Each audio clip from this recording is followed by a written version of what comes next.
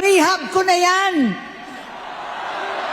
Pero tuwing maghaharap kami noon, hindi kaya ng aking kalki na magbabago na siya. Hindi ko siya kayang tiisin.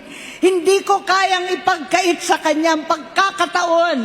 At pagbabakasakali, umaasa ako at laging nananalangin na sana.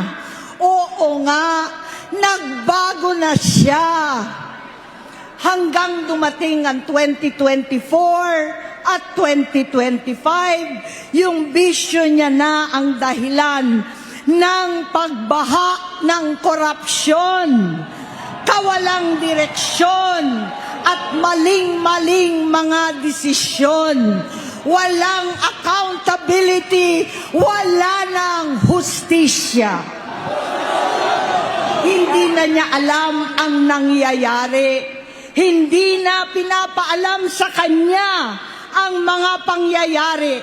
Sinamantala ng mga ito ang paggamit niya ng droga. Kinangkam na nila ang kaban ng bayan, habang ang mga dating tumatawag sa amin ng magnanakaw ay nakakita ng pagkakataon sirain ang lahat. Nagagamit na nila si Bongbong para sirain si Inday.